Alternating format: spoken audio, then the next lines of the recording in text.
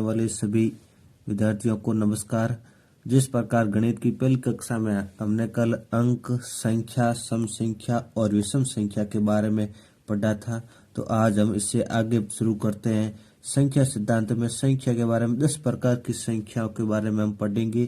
तो आज हम प्राकृतिक संख्या, पूर्ण संख्या, पूर्ववर्ती संख्या, परवर्ती संख्या, भाज्य संख्या और अभाज्य संख्या के बारे में पढ़ेंगे। इससे पहले हमने कल जो पढ़ा था उसके बारे में थोड़ा सा रिवीजन कर देते हैं।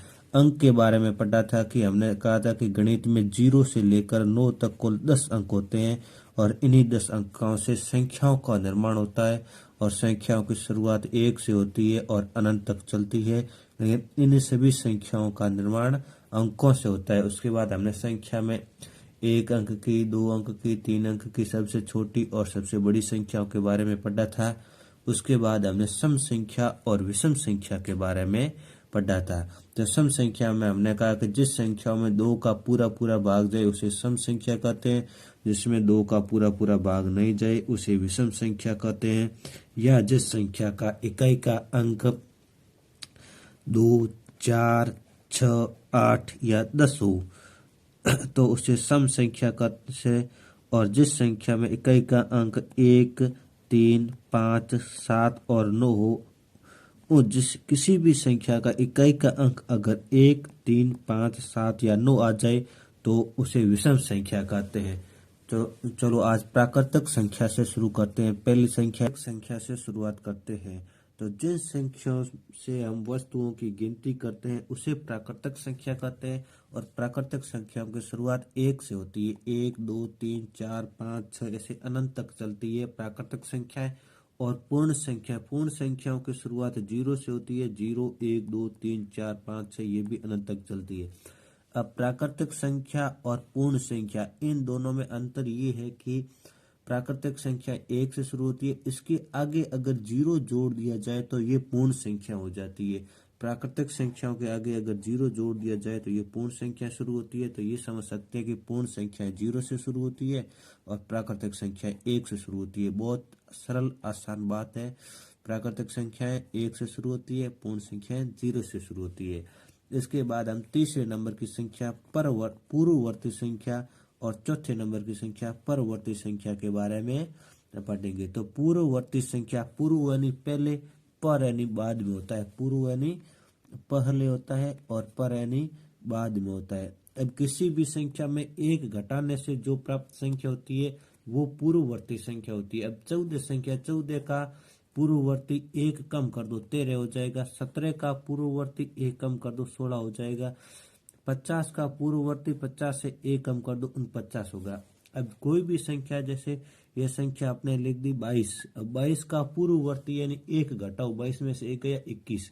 या किसी भी संख्या से जस्ट पहले वाली संख्या होती है वो होती है पूर्ववर्ती संख्या। और पर यानी बाद में किसी भी संख्या में 1 जोड़ो या उसके जस्ट पीछे वाली संख्या, किसी भी संख्या में 1 जोड़ो या उसके जस्ट पीछे वाली संख्या को क्या कहते हैं? परवर्ती संख्या कहते हैं। अब पर यानी बाद में होता है। 14 के बाद 1 जोड़ो 15, 17 के बाद 1 जोड़ो 18 और 50 के बाद 1 जोड़ो 51। परवर्ती संख्या में 1 जोड़ने पर परवर्ती संख्या हमें प्राप्त होती है। तो इस प्रकार हमने प्राकृतिक संख्या, पूर्ण संख्या, पूर्ववर्ती संख्या और परवर्ती संख्या के बारे में समझ लिया। प्राकृतिक संख्या 1 से शुरू होती है, अनंत तक चलती है। अगर इसमें 0 जोड़ दिया था, 0 से शुरू होती है, तो सबसे छोटी पूर्ण संख्या 0 है और 0 से शुरू होने वाली संख्या पूर्ण संख्या होती है। पूर्ववर्ती संख्या किसी संख्या से पूर्व यानी पहले, 14 से पहले 13, 17 से पहले 16, 50 से पहले 49, इसी प्रकार 22 से पहले 21, ये पूर्ववर्ती संख्या। पर यानी बाद में होता है। परवर्ती संख्या किसी संख्या में 1 जोड़ने पर प्राप्त होता है। जैसे 14 की संख्या निकालनी है, 14 का परवर्ती संख्या निकालनी है तो 14 में 1 जोड़ दिया 15 आ गई। 17 का परवर्ती संख्या निकालनी है तो 17 में 1 जोड़ दिया 18 आ गई। इसी प्रकार 50 की परवर्ती संख्या निकालनी, 50 में 1 जोड़ दिया 51 आ गई। एक और उदाहरण के देख लो कि आपको संख्या 25 दे दी और इसका परवर्ती संख्या पूछो तो 25 में 1 जोड़ोगे तो क्या आ जाएगा? 26। तो 25 की परवर्ती संख्या 26 हो गई और 25 की पूर्ववर्ती संख्या तो 1 घटा दो 24 हो जाएगी। अब 24 से ये 25 की पूर्ववर्ती है, पूर्व यानी पहले 24 आया, पर यानी बाद में 26 है। पूर्ववर्ती संख्या 24, परवर्ती संख्या 26 है। तो अगली संख्या है अभाज्य संख्या। अब हम आगे अभाज्य संख्या और भाज्य संख्या, इन दो संख्याओं के बारे में तुलनात्मक रूप से अध्ययन करेंगे। अभाज्य संख्या जिन संख्याओं में एक व समय के अलावा किसी संख्या का भाग न जाए। अब यहाँ पर लिखा हुआ है एक व समय के अलावा, तो एक ऐसी संख्या है जिसमें सभी संख्याओं में भाग जाता है। एक का भाग सभी में जाएगा, जितनी जैसे 2 है तो एक का भाग 2 में 2 बार जाएगा, 3 में 3 बार, 5 में 5 बार। और एक समय किसी भी संख्या का समय में एक बार भाग जाता है। तो अभाज्य संख्या किसे कहते हैं? वे संख्या जिसमें किसी से विभाजित न हो। भाज्य यानी भाग देना, बांटना, किसी भी संख्या से भाज्य न हो, टुकड़े न कर सके, बांट न सके, तो उसे अभाज्य संख्या कहते हैं। तो देखो 1 से लेकर 50 के बीच में 15 अभाज्य संख्या होती है, जो मैंने यहाँ पर लिख दी है। तो अपने सिलेबस में 50 तक की अभाज्य संख्या पूछेगा, तो पहली बात यह है कि इन 50 संख्याओं को आपको याद करना है कि 2, 3, 5, 7, 11, 13, 17, 19, 23, 29, 31, 37, 41, 43 और 47। इन 15 संख्याओं में एक वो समय के अलावा किसी भी तीसरी संख्या का भाग न जाता हो। अगर भाग न जाए तो अभाज्य संख्या हो जाती है। तो 15 ये संख्या 1 से 50 तक की अभाज्य संख्या है। अभाज्य संख्या, भाज्य यानी भाग जाए, जिस संख्याओं में एक व समय के अलावा अन्य संख्या का भी भाग जाए। जैसे यहाँ पर 4 को देखते तो 4 में 2 का भाग जा रहा है, 1 का जा रहा है, 4 का जा रहा है। 6 में देखे तो 6 में एक व समय का तो जाएगा ही जाएगा, इसके अलावा 2 का भी जा रहा है, और 2 एकम 2, 2 दूनी 4, 2 तिये 6 और 3 दूनी 6। 4 8 में 4 का जाता है, 2 का जाता है, 9 में 3 का जा रहा है, 10 में 1 व 10 के अलावा 2 का भाग जाता है 5 बार, और 5 का भाग जाता है 2 बार। इस प्रकार हमने अभाज्य और भाज्य संख्या को समझ लिया। जिस संख्या में किसी संख्या का भाग जाए उसे बांट सके तो भाज्य, अगर भाग न दे सके तो अभाज्य। इन संख्या में एक व समय के अलावा किसी संख्या का भाग नहीं जाता है। 50 तक कुल 15 अभाज्य संख्या होती है, और भाज्य संख्याएं भी अनंत होती है। अब इसके बाद दो और फैक्ट है भाज्य और अभाज्य संख्याओं से। एक न तो भाज्य संख्या है न अभाज्य। एक से शुरुआत करते हैं तो एक तो न अभाज्य न अभाज्य संख्या है, ठीक है। और दो सबसे छोटी व एकमात्र सम संख्या है जो भाज्य है। अब आपको पूछ लिया कि सबसे छोटी अभाज्य संख्या कौन सी है, तो सबसे छोटी अभाज्य संख्या 2 है। 2 के अलावा ऐसी कोई सम संख्या नहीं मिलेगी जो अभाज्य संख्या हो।